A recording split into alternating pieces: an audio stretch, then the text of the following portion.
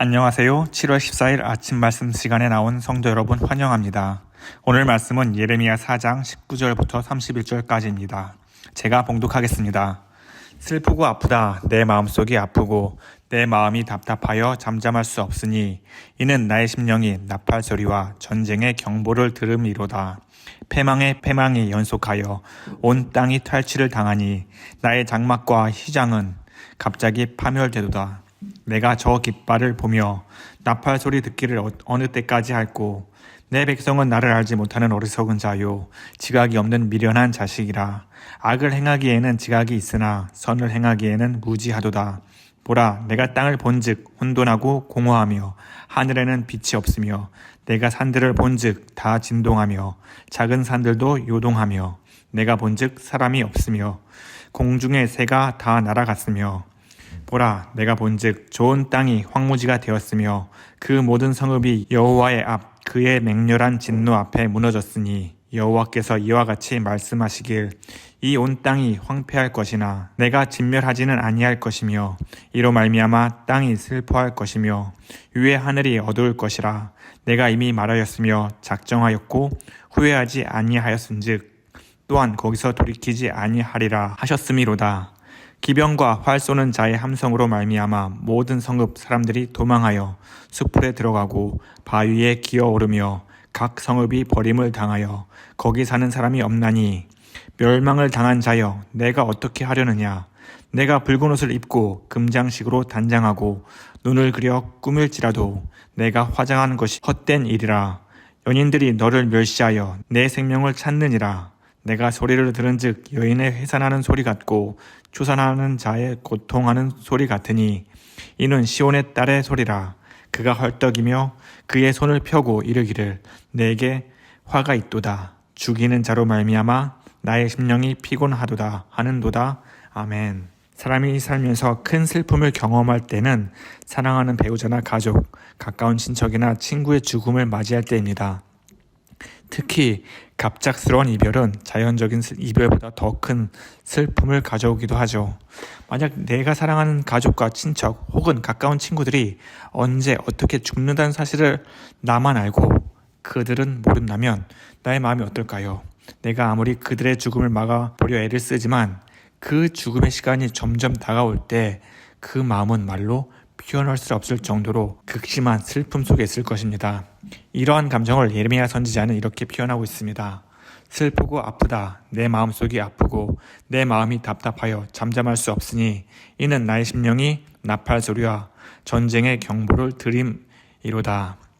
슬프고 아프다. 내 마음속이 아프고 라는 의미는 흔하게 겪는 잠시나마 지나가는 아픔이 아니라 몸 안에 있는 장기들이 뒤틀리는 것과 같은 극심한 아픔을 표현하는 것입니다. 예레미야 선지자는 하나님의 심판을 경험하게 될 이스라엘 백성들을 보면서 큰 슬픔을 느끼고 있습니다. 예레미야 선지자는 귀로는 하나님이 이스라엘 백성을 향한 계획을 듣고 있습니다. 하지만 그가 보는 것은 회개하지 않고 죄 가운데 살아가는 이스라엘 백성입니다. 왕부터 평민들까지 하나님보다 우상을 섬기는 데 열중하고 왕궁에 있는 자칭 선지자들은 하나님의 말씀을 전하는 것이 아니라 거짓 예언을 하며 제사장들은 하나님께 제물을 드리지만 그들의 마음은 제물을 탐하는 데 관심이 더 많습니다. 게다가 느부갓네살 군대가 쳐들어온다는 소식이 귀에 들리기 시작했습니다. 그의 군대가 가는 곳곳마다 이스라엘 군대는 패망하며 그들을 당해낼 재간이 없습니다. 그의 군대는 곧 예루살렘에 도달할 것이고 예루살렘은 곧 슬픔과 통곡이 가득할 것입니다. 하나님의 말씀을 들으면서 죄 가운데 살아가는 이스라엘 백성을 보는 예레미야 선지자의 마음이 어떻겠습니까? 왕을 찾아가 하나님의 말씀을 전하고 이스라엘 백성을 모아 하나님의 심판이 임할 것이라고 말을 해도 전혀 변화되지 않는 그들의 모습을 보면서 장이 뒤틀 정도로 극심한 스트레스와 슬픔이 가득하며 답답하고 소리를 지르고 싶을 지경인 것이죠. 성도 여러분, 우리의 모습은 어떤가요? 하나님의 말씀을 듣고 살아가지만 때때로 그 말씀대로 살아가지 못할 때가 있습니다. 만약 어제 나의 언행과 속마음을 영상으로 지금 본다면 어떤 생각이 들까요?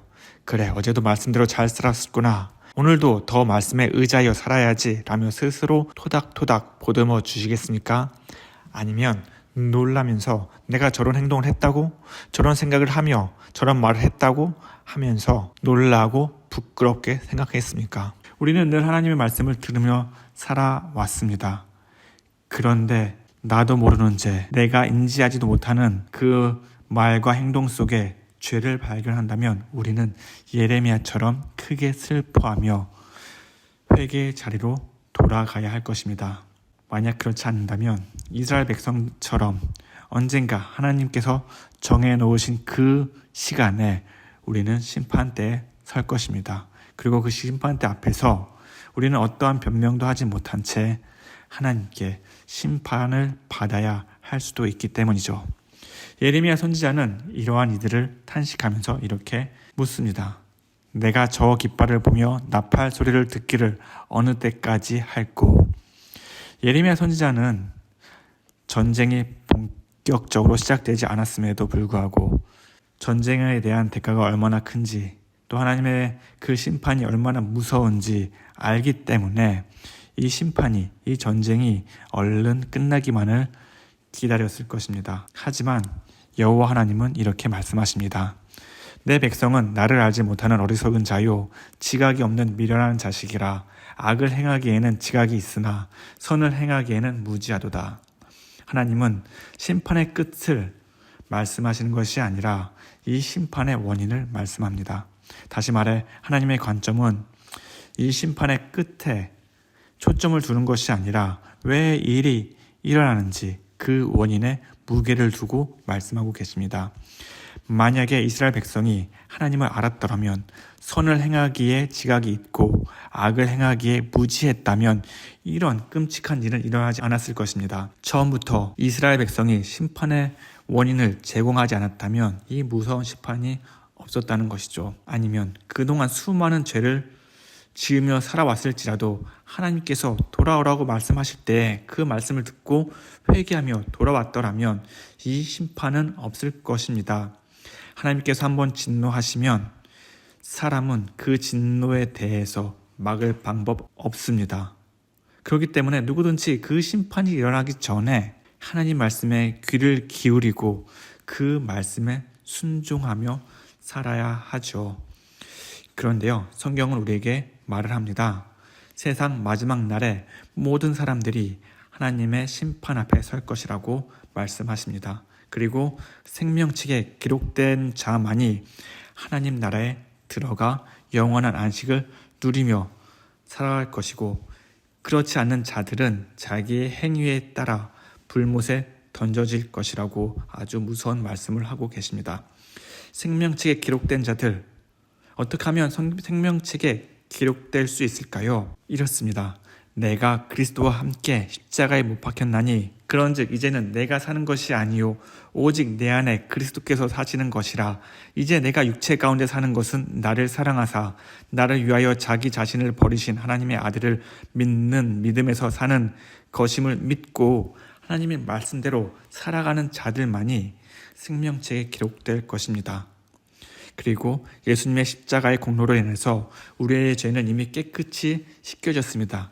그것을 믿고 더 이상 육신의 자녀가 아니라 하나님의 자녀로 살아가면서 선한 데 지혜롭고 악한 데 미련한 자로 이 땅 가운데 살아간다면 우리는 분명 생명책에 우리의 이름이 기록될 것이고, 하나님의 그 심판대에 섰을 때에 우리는 불못에 던져지는 것이 아니라 우리 예수님과 하나님의 나라에 들어가 영원한 안식을 누리게 될 것입니다. 예레미야 선지자에게 하나님은 심판에 대한 환상을 보여주십니다.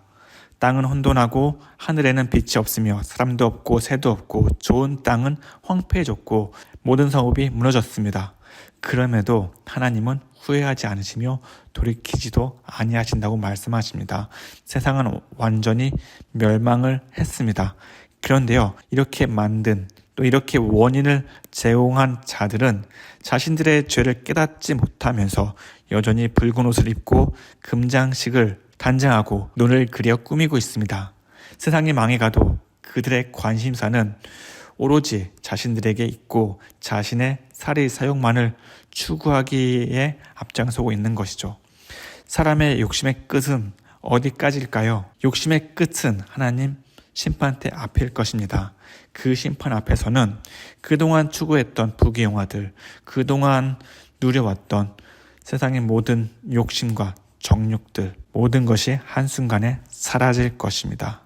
이스라엘 백성들의 실수를 우리는 반면교사로 삼아야 합니다. 나의 눈을 나로 향하여 세상의 욕심과 안위에 초점을 두는 것이 아니라 눈을 들어 하나님을 바라봐야 할 것입니다.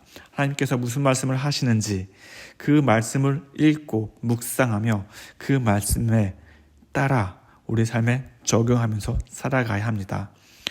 그래서 언젠가 우리가 하나님을 만나 봤을 때 하나님을 기쁨으로 하나님께 영광을 돌리면서 하나님 나라에 들어가는 성도 여러분과 제가 되기를 간절히 기원합니다. 기도하겠습니다. 사랑과 은혜가 많으신 하나님 아버지, 우리 삶 가운데 자정하여 주시고 삶의 주인이 되심을 감사드립니다. 하나님 아버지, 간절히 원하옵기는 우리가 이 땅에 살면서 선한 데는 지혜롭고 악한 데는 미련한 자가 되게 하여 주시옵소서. 그리스도인으로 이 땅 가운데 살아갈 때에 우리가 세상의 유혹에 빠져 사는 것이 아니라 우리가 눈을 들어 하나님 말씀을 바라보고 그 말씀대로 세상을 바라보고 그 말씀 가운데 무엇이 옳은지 그른지 구별할 수 있도록 우리에게 지혜를 주시옵시고 그 가운데서 하나님의 은혜가 넘쳐나는 삶을 살아가게 도와주시옵소서. 하나님, 우리가 속한 가정과 회사와 사업체에 은혜를 내려주셔서 우리가 속한 모든 것이 하나님의 사랑과 은혜가 넘쳐나고 그곳이 곧 하나님의 나라가 되고 하나님이 주시는 기쁨과 그 영광을 느낄 수 있는 그런 삶을 살아가도록 주님 인도해 주시옵소서. 하나님, 우리 가운데 몸이 불편하고 아픈 성도들이 있습니다. 그들 한 사람 한 사람 찾아가 주셔서 그들의 아픔을 만져주시고 그들 가운데에 하나님의 사랑과 하나님의 은혜를 경험할 수 있도록 주님 도와주시옵소서. 오늘 하루도 주님의 품 안에서 주님이 나와 동행하심을 경험하는 복된 하루가 되게 하여 주시옵소서. 감사합니다. 예수님의 이름으로 기도합니다. 아멘. 오늘도 하나님의 은혜가 가득한 하루 보내시기를 기원합니다.